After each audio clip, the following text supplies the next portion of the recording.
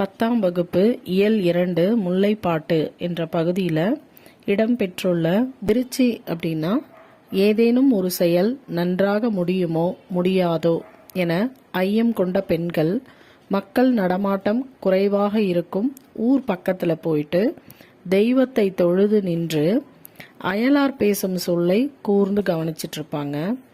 அவர்கள் நல்ல சொல்லிட்டாங்க அப்படின்னா தன்னுடைய செயல் நன்மையில முடியும் என்றும், தீய மொழியை ஏதாவது சொல்லிட்டாங்க அப்படின்னா தீதாய் முடியும் என்றும் பொருள் எடுத்துக்குவாங்க. இதுக்கு பெயர் தான் விருச்சி. முதல் கரு உரிப்பொருள்கள் பார்க்கலாம். முதற் பொருள் நிலம். முல்லை அப்படின்னா காடும் காடு சார்ந்த இடம். அதனுடைய பொழுது பெரும் பொழுது கார்காலம் ஆவணி புரட்டாசி, சிறு பொழுது மாலை. அடுத்தது கருப்பொருள் நீர் மரம் பூ.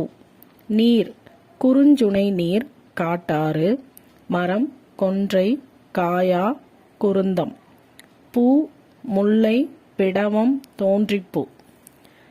உரிப்பொருள் இருத்தலும் இருத்தல் நிமித்தமும் அப்படின்னா காத்திருத்தல். அடுத்தது நூல்வெளி. முல்லைப்பாட்டு. இந்த முல்லைப்பாட்டு 10 பாட்டு நூல்களுள் ஒன்று. 103 அடிகளை கொண்டது. இந்த பாடல்ல 1 முதல் 17 அடிகள் பாடப்பகுதியாக இடம்பெற்றுள்ளன. முல்லைப்பாட்டு ஆசிரியப்பாவால் இயற்றப்பட்டது.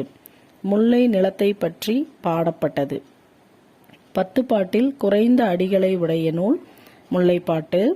இதை படைத்தவர் காவிரி பூம்பட்டினத்து பொன் வணிகனார் மகனார் நப்பூதனார்.